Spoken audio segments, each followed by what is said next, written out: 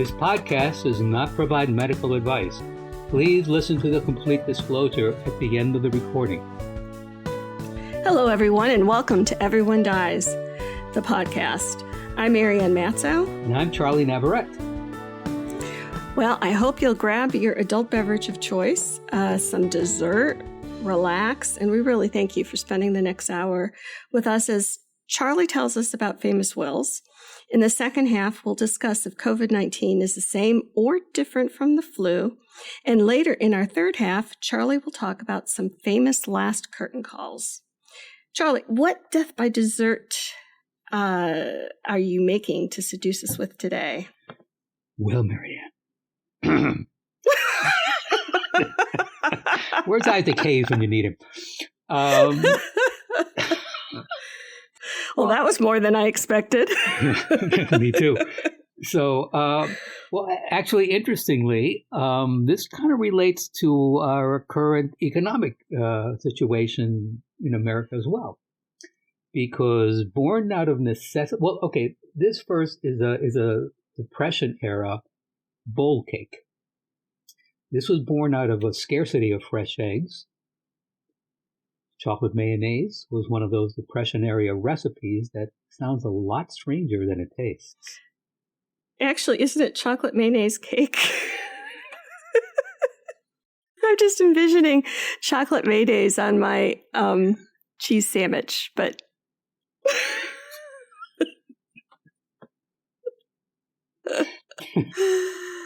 Oh, thank you, Julia. Child. Anyway. Okay, so... Yes, so it is, Depression era chocolate mayonnaise cake? Yes. Because I Mm. don't want people to get all excited that they're going to make chocolate mayonnaise and then be disappointed. Yes, actually, yes, that makes sense. So, is chocolate mayonnaise cake was one of those Depression era recipes that, again, sounds a lot stranger than it tastes.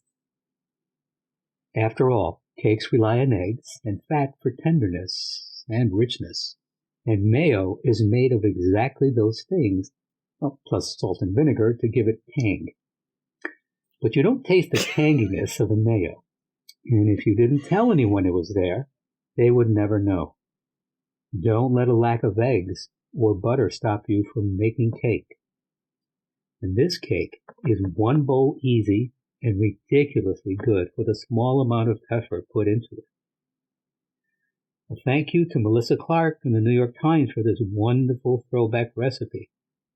You can find this recipe on our webpage, everyonedies.org. That's dies.org.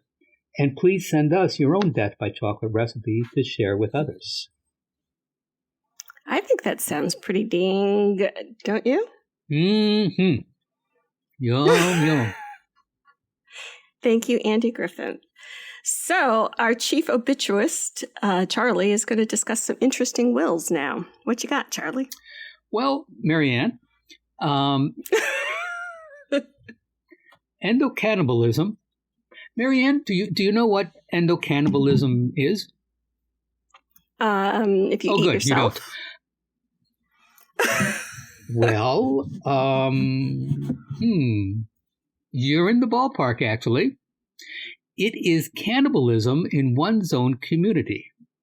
That is, in their wills, and I don't know if any of this was written down, actually, but verbally, these folks were cannibals who would eat and were eaten by members of their families.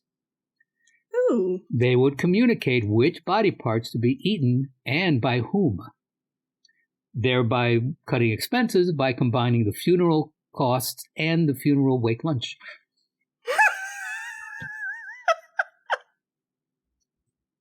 I just made that up. Thank you.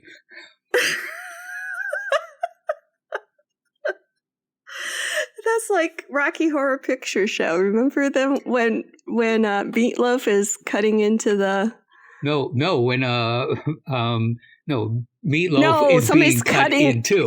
By... That's right. That was so gross. Oh, by Frankenfurter. right? I was trying to remember, did he actually partake or just watch while others partook? I thought he had the electric knife like your mom had, and was just cutting into meatloaf. I think he was trying to I think he was chasing Meatloaf. You know what? This movie's going to bear a second, or in my case, about a 15th repeat. I know. Remember, remember seeing that in Ann Arbor like 100 times? Yes. That was fun. And at that time, people would light, lighters, throw things at the screen. But in these more complacent stand up times, and sing and dance. Yes. But nowadays, I think there are limits on you. You can't light a lighter anymore. Anyway, back to eating people.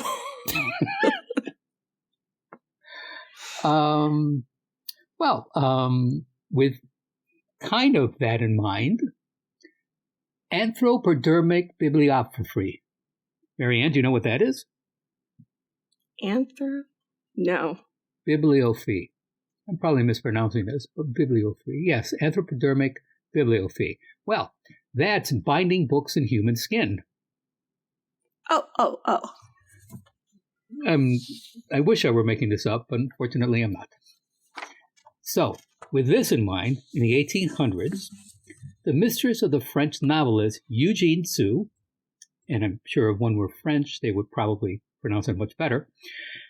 Anyway, his mistress willed him her skin to be used to bind a book, which he did.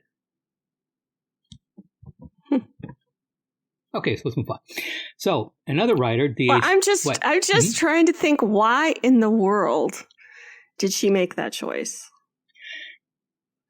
My intrepid staff of researchers, well, me, I've not been able to find that out. I mean, why would you want your skin caressed after you're dead? It's funny. What I was thinking more was that this was almost out of spite. I mean, how can you ask someone to take your skin and use it in a book? To bind a book. Yeah, but he didn't have to do it, right? He didn't have to, but he did. Yeah. Whoa. Well, I won't be doing that. Oh, well, that's good to know. Something else you can put on your resume. I just made up my mind right now. I'm not doing that. You're a strong woman. Yes. Another writer, D.H. Lawrence, did not do that.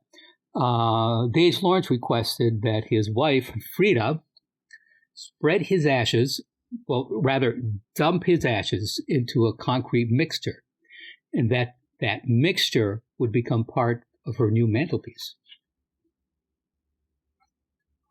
Yes.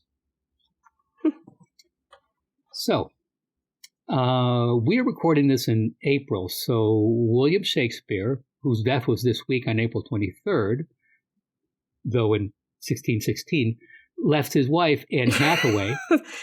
Thank you for that clarification. And also to clarify further, Anne Hathaway, not the movie star, from Princess Diaries and The Devil Wears Prada. But anyway, Shakespeare left his second best bed to his wife, Anne Hathaway. And there's no word as to who got bed number one. A little later on, in 1862, Henry Budd left $386,000 in his will. That would be about $5 million today, for his two sons, with the condition that they would not grow mustaches. American founding father Patrick Henry, he of Give Me Liberty or Give Me Death fame, stated in his will that his wife would lose her inheritance if she remarried. Well, she remarried. She married Patrick Henry's cousin, Heinrich. Babu. What? I said baboom. Baboom. However, Heinrich Heine You decide. Heinrich Heine, a German poet, did the opposite. His will dictated that his wife remarry, writing, quote, "There will be at least one man who will regret my death," unquote. Whoa. That was not nice. But I hope she made the second man really happy. Well, happy endings. Thanks, Charlie. Best. That's right. Thank you, obituous Charlie. Thank you very much. Oh, in our second half, we're going to talk about COVID-19 and is it different than the seasonal flu and what that means to you. The short answer is yes. So, I scroll through Facebook and I read some of the things that people say, and there's a lot of posts about, we don't shut down the country for the flu. Why are we doing it for COVID-19? And I thought to myself, well, how about if we answer that question? You want me to answer it? Charlie can't wait for the answer. Charlie biting at the bit. Well, because it's not a seasonal flu. It's not a regular flu. It is cousin to some regular flus, but there's no vaccine for this. This is a brand new type of flu. Well, I'm so glad I spent a whole day writing the second half because Charlie just did it. So, so let's move on to the third half. It's getting close to lunch, and I'm feeling a little bit peckish. It's time to start drinking. So we hear all sorts of opinions about, whether or not to open the economy and in what way to open the economy. And if we're not going to shut down the world for the seasonal flu, why are we doing it for COVID-19? Do businesses really need to stay closed? Do we really need to stay home? Do I really need to miss my photography class in Grand Cayman because we can't fly? Is this really a hysterical response, over the top, so we don't get something that's just like the common flu? Is COVID-19 just the flu? So, like Charlie just did, and save you a lot of time and tell you, no, it's not the seasonal flu. You can go back doing what you're doing, but I just know that you want me to be more specific. After all, something that's worth doing is worth overdoing. So COVID-19 is a different species from the flu. They're both viruses, so that's what they have in common. They're both viruses, but they're different species of the viruses. Just like there's a lot of living things in the world, but just because goats are a living thing and we are a living thing doesn't mean we and goats are the same thing. And those of you who need further clarification, please feel free to write to me and I'll explain that. COVID-19 is an airborne virus, and it's spread through an airborne route, meaning that these tiny top droplets remaining in the air can cause disease in others, even after that ill person is no longer around. So there was a study, and the studies document on our website, that says that the time that droplets can stay in the air is for a full 2 hours. So if you go to Lowe's and you want to buy a bird feeder, and someone carrying COVID-19 coughed on them about an hour ago, their COVID droplets are still hanging there, just waiting for you to walk by and take a breath. The flu is not an airborne virus. So the regular seasonal flu is not an airborne virus. It's droplet spread. This means you must actually be sneezed on in order to make you sick. You have to be in touch with those droplets. That difference makes COVID-19 far more contagious than the flu. It's way more contagious because if somebody sneezes all over you, you kind of know it. You have to be close to them. But like we said with COVID-19, it'll hang around longer than your mother-in-law. Are they still doing mother-in-law jokes? Maybe not as often as they used to, but perhaps we can start a new trend. Oh, God. Okay, so COVID-19 is a more virulent disease than the flu. Virulence, this is the teacher in me. I can't help myself. Virulence is the feature in a virus that determines how sick it's going to make you. So with COVID-19, you just need a little bit of that virus because it's so virulent that a little goes a long way. It's a very strong virus, and it's going to make you sick with hardly even trying. The flu, on the other hand, requires a lot of particles to make you sick. It doesn't have to try. It has to try really, really, really, really, really hard to make you sick. Or you have to be in really poor health to make you sick with a lot more virus. The COVID-19, it doesn't even have to try, and it'll make you sick. COVID-19 also has a longer incubation period than the flu. So it's the difference between incubating a human fetus in the uterus and waiting 9 months for that baby, and the 15-day incubation period that it takes for a hamster to be born. There's a big difference in how quickly you can get hamsters and how quickly you can get babies, and that difference is the incubation period. When you're exposed to the flu virus, it'll usually take 1 or 2 days to get sick. And so you get exposed, you've got a couple of days that you're not feeling well, you stay home, which is what people always tell, stay home, don't be bringing that to other people. And the period when you're contagious, because you're sick with the flu, you're home and you're not giving it to everybody. COVID-19, though, has an incubation period of 5 to 9 days after you're exposed to it. So if 8 days ago you went to buy that bird feeder at Lowe's, you're perhaps not sick, but you can be infecting everybody. And that is a really, really big problem. 5 to 9 days of incubation period. So I saw, they opened the beaches, in Florida. I think it was last Friday. And Monday they were saying there was a spike of the virus in Florida. And they're saying, oh, it's all because they opened the beach on Friday. Well, no, those exposures were from 5 to 9 days before that Monday. So you'd have to wait 5 to 9 days after they opened the beach and then look and see what the spike is, because that would be related to the beach opening and not to go into Lowe's for a bird feeder. Does that make sense, Charlie? It does. It's here with, I'm in New York City, and with our governor, he keeps emphasizing that, of course, New York, yeah, New York's number one, here we go, is, of course, the epicenter of the virus. I mean, not only in America, but is it at the top of the world, Marianne? Top of the world, baby. Yeah. You were saying? Yeah, not quite the accolade, but okay. So he made it real clear once, people were staying more at home and self-isolating, keeping a distance, wearing masks, and he really, really pushed this.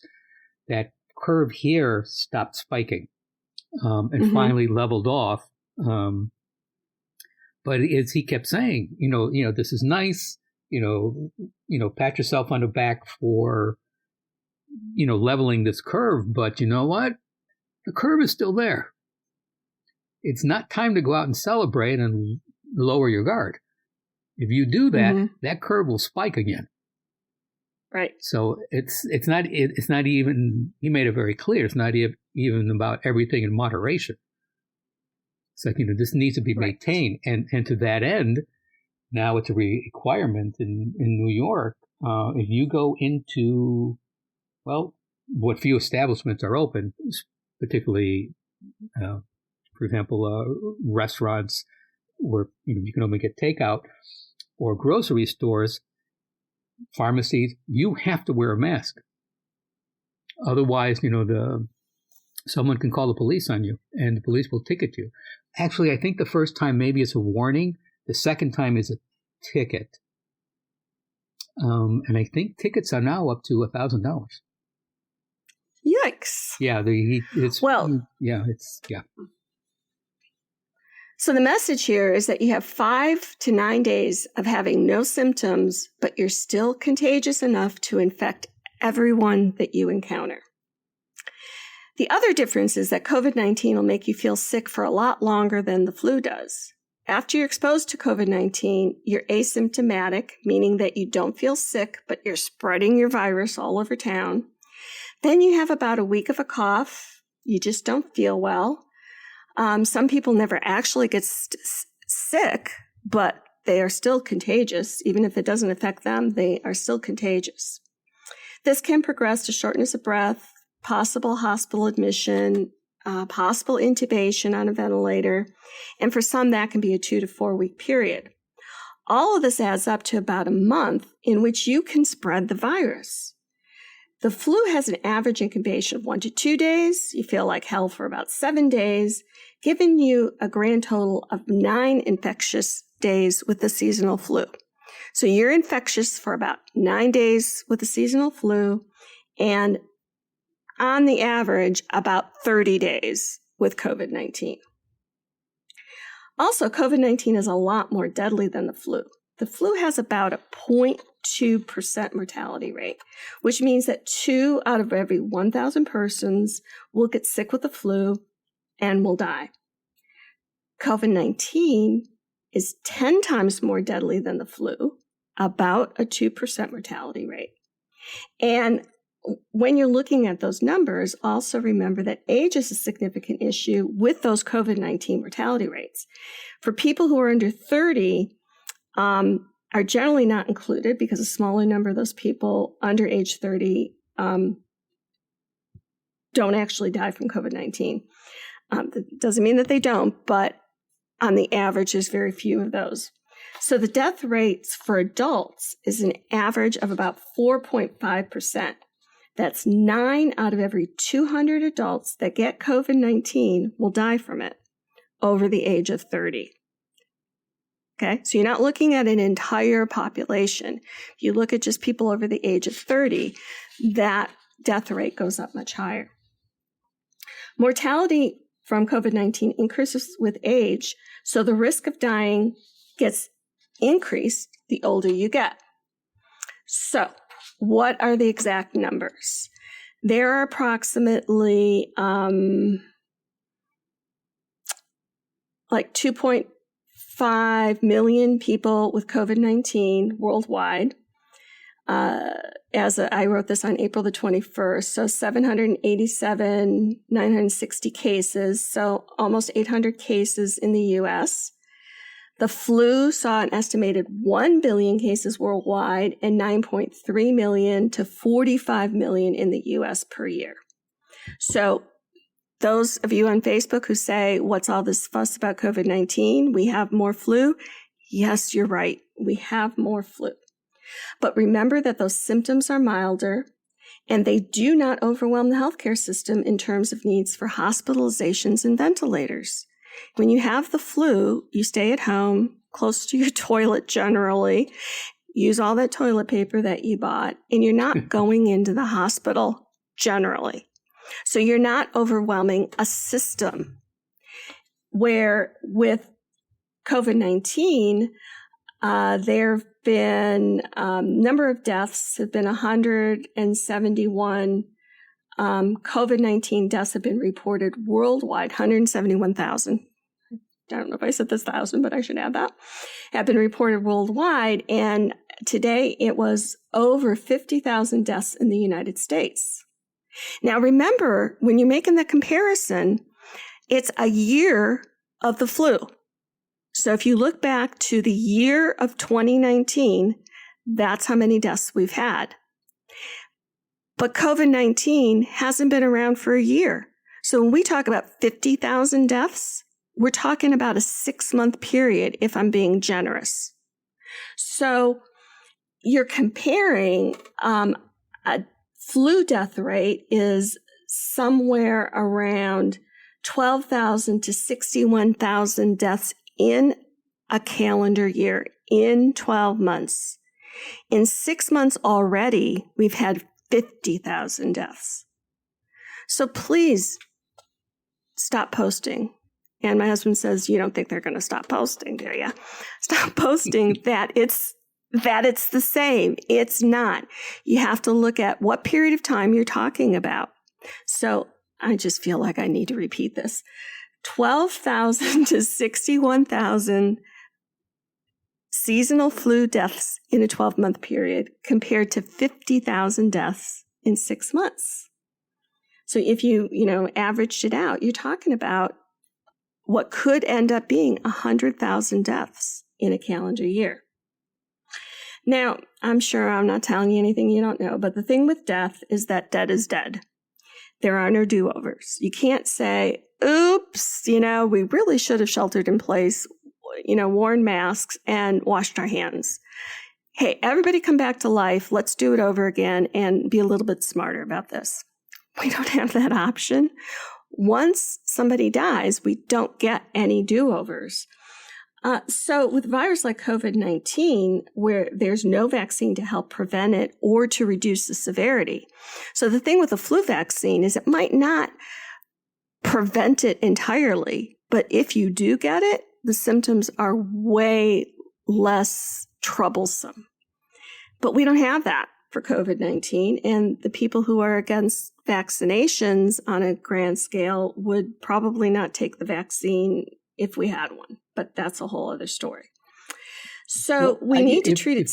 If I can interrupt with, sure. There's, so just that with people who refuse to take vaccines, I mean, in general, again, here, I mean, this happens throughout the country. I mean, there are different pockets of this. Here, there was a big issue because there was a community which just refused to take the vaccine for measles. And this became an issue here in the city. There were accusations of, the government was stomping on individual rights, on religious freedoms, etc. So, but then on the other hand, people in New York got the measles. Right. It became a problem in New York. When was the last time you heard that people were getting the measles? I mean, this when we were kids. Yeah. So there was, mass inoculation, and I mean, measles never, I don't think, completely disappeared, but yeah, they had pretty much gotten the rate down to exactly. like 0. It pretty much disappeared, but yeah. So 0.0001 or some goofy number like that. But so what about crazy goofy number? So what about a situation like that where people don't want to take a vaccine? Oh, well, you want to go off and talk about vaccines now? No, not to talk about vaccines, but if people don't want to take a vaccine, I mean, in the greater good of the country. Oh, well, see, then you get in. Well, it's the same issue, isn't it, with sheltering now? People are saying and protesting, and in Michigan, you saw the protests in the Capitol, and there have been other places too, and even encouragement from the president about open up these cities. Well, those issues are framed around, we have rights. If we want to go outside, dagnammit, and get our hair cut, we should be able to do that. And, think about like during World War II, if you were in England and you said, dagnammit, I have the right to turn on all my lights and leave my shades up, and not black out the city so that you couldn't be seen for bombing. Is that an individual right? Is that an unalienable right? I mean, you could spend days having this conversation with people about, self-efficacy and being able to make your own decisions. But the people who have those conversations also then say, well, we don't support a woman's right to abortion, even though it's her body to make her decision. So it's a very sometimes convoluted discussion based purely on beliefs of, personal freedom and the power of the individual, as opposed to what you're talking about, which is, wait a minute, you're endangering the community. Did I get that right for you? Yes. When you mentioned, for example, in England, leaving the shades up, I just keep thinking it's a different time now. It's a different, it's a different mindset. I mean, not only in America, but just around the world, the idea of one's individual rights, which I'm absolutely all for, but I don't know. It seems, you know what? I just realized I'm doing the same thing too, because when you mentioned protests in Michigan and a few other states, really in general, those protests are small. They're isolated events, but of course it makes the news because, bad news sells. So then here, I brought it up, making it as if it's something significant that's happening in America when it's not. Most people understand this is a temporary situation, just like people understood in England, we got to keep those shades down. This is a temporary situation. This will pass. Right. We don't know when it will pass, but if we follow certain guidelines, it will pass sooner. So I think the emphasis should be on the positive, because these are small, isolated, regardless that it's more and more in the news. These are small, isolated incidents, and most people understand this is a temporary situation. So the problem is that those isolated incidents, as you call them, if you looked at that Lansing protest and people, hanging out their cars and that kind of thing, is that their risk of picking up that virus is going to further, and being infected is going to further keep the state closed. So the people who are taking care of patients with COVID-19, the people who are sheltering in place, are going to have their isolation extended when there's small pockets of people who go out and do their own thing. Yeah, yes. Don't cry, Charlie. It's okay. Don't cry for me, Argentina. Wait, can I sing on the air? No, I guess only just a few measures. All right, can go you? Ahead. Can you?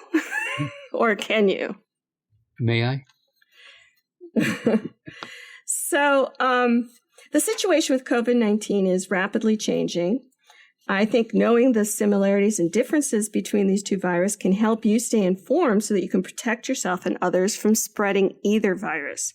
Because come fall, you might be dealing with both COVID-19 and the seasonal flu, and they're going to behave differently. So what else can we say? Wash your hands, social distancing, home isolation to prevent the spread of either the influenza or COVID-19, and realizing that relaxing social distancing at this time could result in a second or even likely a third wave of the virus and more deaths with each wave of that virus. So and hang in there. Can we assume that something like that, like, I don't know, the alien and aliens, how it can mutate into a stronger virus? Well, the last time I was an epidemiologist, I would have said yes, which of course I never was, but viruses do mutate, viruses do change.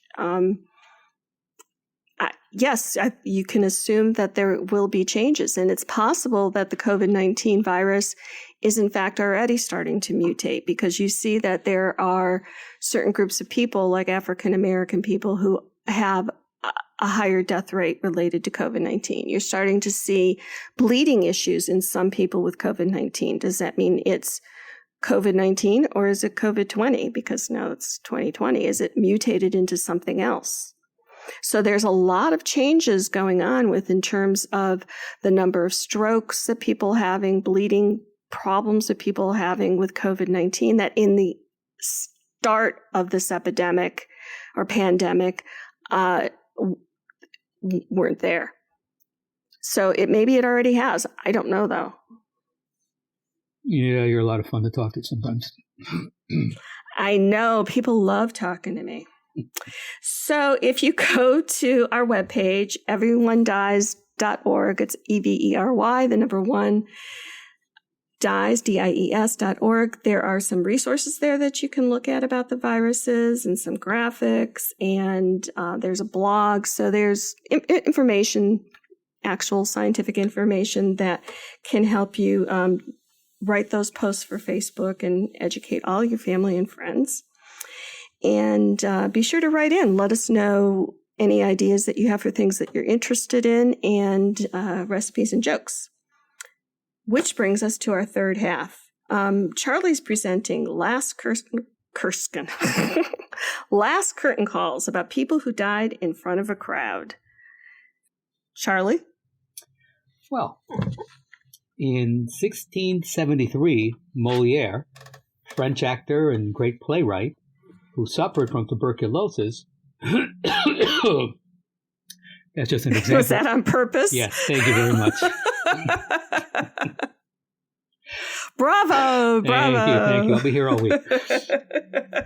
So Molière, had TB. Well, he broke into this violent cough during his latest, and ultimately his last play, The Hypochondriac, and then died.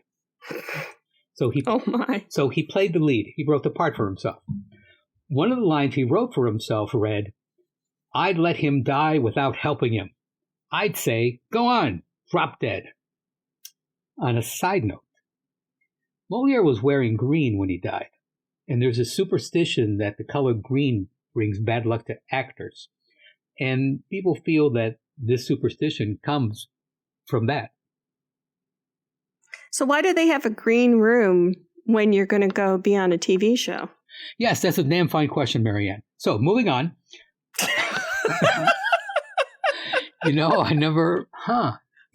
That is a good question. I don't know where the phrase green room came from. All right, let me make a note here. Hey, look it up, Charlie. Look it up. Green. Okay, a note. Okay, I just wrote A, so that's a note. All right. A few centuries down the road, in 1820, Madame Delinsky, half of a magic act, was shot and killed when a fellow performer accidentally loaded his gun with a live bullet. Well, not to be outdone, about 100 years later, a magician named Chung Ling Soo, real name, William Ellsworth Robinson, from Westchester County, just north of New York City. Great makeup. Died while performing the bullet catch trick, which he called for his show, condemned to death by the boxers. His last words were reportedly, "Oh my God, something's happened. Lower the curtain." So wait a minute, he'd catch a bullet? Yeah, the bullet. Bullet catch. Shot from a rifle. Yes. Basically, the bullet catch, it seems that, a gun is loaded. Someone aims a gun at you, fires, and magically you catch the bullet without being injured. Is that like a possible thing? Oh, sure. It's extremely popular. Of course, the bullet was already, planted, for example, in your hand or in your mouth, something like that. So you didn't really catch it. No. It's just called the bullet catch trick because it was, and just he just called his version of it was the same.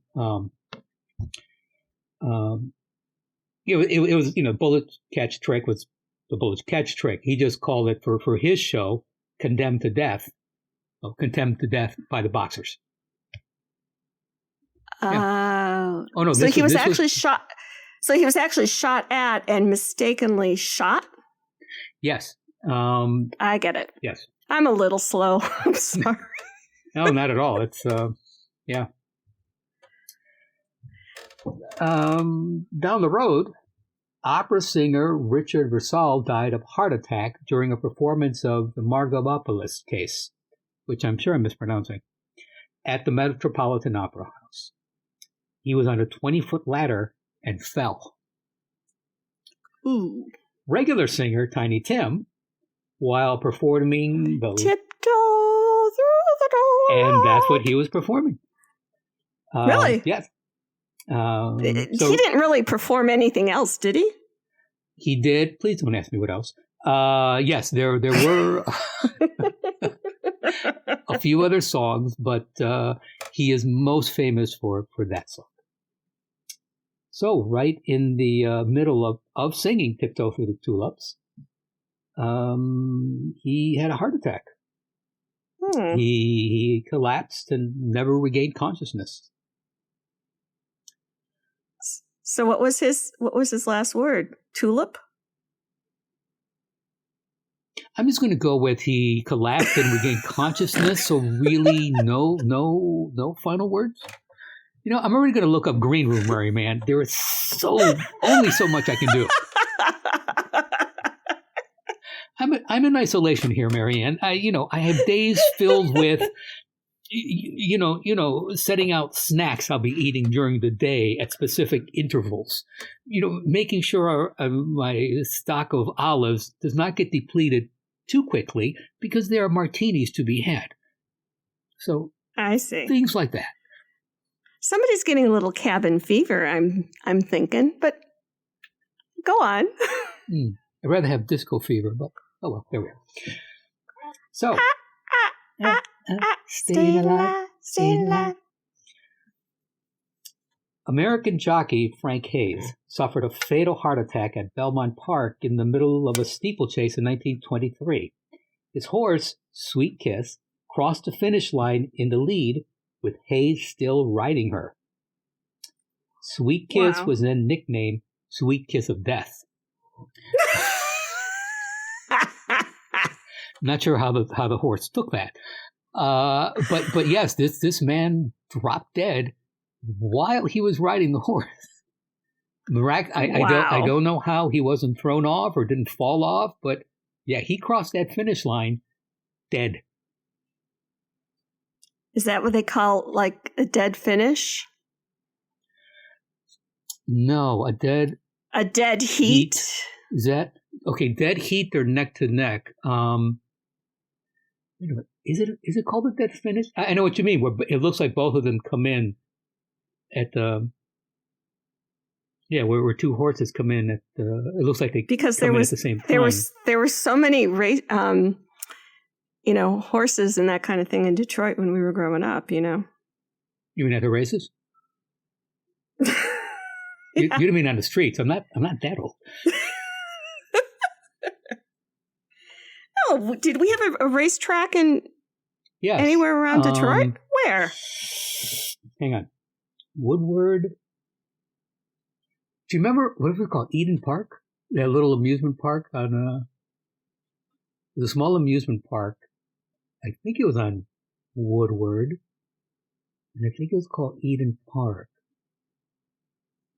Yeah, wasn't there a racetrack? I don't know. I was south side. We didn't go doing none of that stuff. Northville. We're lucky if we got White Castles once a year. Ooh, White Castles. Yeah, you know what? I had a discussion with friends. We were trying to figure out what, if once we, once we get out, what, well, actually, even right now, what places would be open. And there was a discussion, well, is White Castles open? Because does White Castle qualify as real food? I was willing to take that risk and hop on the subway and go find out, and I thought it better not. So I picked up. I'm glad you made a good box choice. Of frozen White Castles. Thank you very much. They're just not the same, I know. Once upon a time, there was a tavern. Now it's closed. We get drinks to go. So with that, sweet kiss of death. Yes, I did not want to have my own sweet kiss of death. the meandering third half. Mm-hmm. So after that race car driver Ayrton Senna from Brazil died during his final race at the San Marino Grand Prix during lap 7, where he ran off the track and straight into a concrete wall at 144 miles an hour. Oh. Yeah. But then a few years later, in 2001, American race car driver Dale Earnhardt died from a skull fracture at the base of his skull while driving the last lap in the Daytona 500. Red Fox, comedian, died after suffering a heart attack on the set of The Royal Family. He grabbed his chest, and everybody thought that he was just joking and performing the fake heart. Wasn't that his heart attack his bit thing? exactly on Sanford and Son? Yeah. No, he wasn't. Who was the wife that he'd say, I'm coming for you? What was her name? Elizabeth. I'm coming, Really? Elizabeth. Really? Right? Yes. I don't know. I'm going to stay with Elizabeth, but I look forward to all the emails from you fine folks saying, "Are you out of your mind? Why don't you remember?" Yes, Elizabeth. And actually, you know what? His last words were, "Get my wife." Aww. That's so sweet. He had... No, I think he had just gotten married. I think he was still a newlywed. Wow. I think his marriage and his death happened in the same year. If not, it was within a year of each other. Mm-hmm. Yeah, and he died when he was 68. That's so young. Well, you think that's young? Now that I'm my age, that's so young. Yeah, exactly. Well, with young, trumpeter Lee Morgan died when he was shot by his common-law wife, Helen Moore, between sets at Slug Saloon. There was a terrible snowstorm that night, and he bled to death before the ambulance could arrive. And he was 33. Now, why didn't they pack him in snow to help slow down the bleeding until the ambulance came? Yeah, this was like the early 70s. So the snow wasn't cold then? Right. The snow wasn't... Actually, the snow would have been colder then. We seem to have fewer and fewer big snowstorms here in the big city. And less colder weather. Well, let that be a little helpful hint for all of our listeners. Mm-hmm. If somebody gets shot between sets at a club named what? Slug Saloon. If you're shot between sets at Slug Saloon and it's snowing out, pack the body in the cold snow until the ambulance gets there. He might be alive today. Had that been done. And while Slugs is no longer with us, as Mr. Morgan,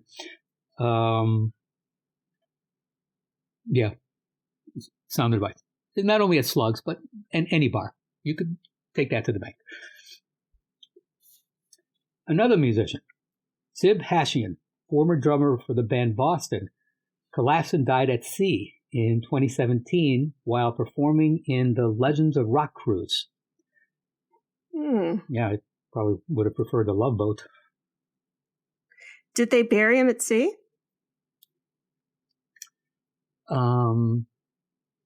No, but add that to the list. but with that, speaking of being buried at sea, the 8 musicians on board the Titanic in 1912, who continued to play to calm people as the ship was sinking and the lifeboats were being boarded. The youngest musician was 20, and the oldest 33. Wow. Survivors said that was bravery, huh? Oh, it was beyond bravery. Survivors said that the band continued to play, all the way to the end. And one passenger was quoted as saying, "Many brave things were done that night, but none more brave than those done by men playing minute after minute as the ship settled quietly lower and lower in the sea. The music they played served alike as their own immortal requiem and their right to be recalled on scrolls of undying fame."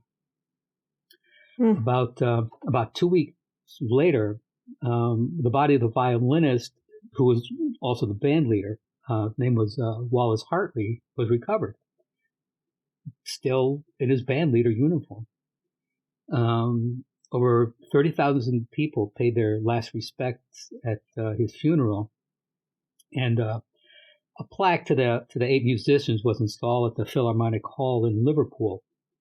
The plaque survived a fire at the hall, plus bombing during the Luftwaffe during World War II. Wow. Yeah. And with that, thank you very much for listening. Please stay tuned for future episodes of Everyone Dies. Our thanks to our CEO, retired Major General David, our producer, Sandy, John, our technical advisor, and our friends and family who are helping make the podcast a reality. This is Charlie Navarrete. And I'm Marianne Matzo. And we look forward to talking with you again. Thank you. Please email us at mail@everyonedies.org with your questions and comments and suggestions and answers to all the things that we didn't get right. Thank you. This podcast does not provide medical advice. All discussion on this podcast, such as treatments, dosages, outcomes, charts, patient profiles, advice, messages, and any other discussion are for informational purposes only and are not a substitute for professional medical advice or treatment. Always seek the advice of your primary care practitioner or other qualified health providers with any questions that you may have regarding your health. Never disregard professional medical advice or delay in seeking it because of something you have heard from this podcast. If you think you may have a medical emergency, call your doctor or 911 immediately. Everyone Dies does not recommend or endorse any specific tests, practitioners, products, procedures, opinions, or other information that may be mentioned in this podcast. Reliance on any information provided in this podcast by persons appearing on this podcast at the invitation of Everyone Dies or by other members is solely at your own risk.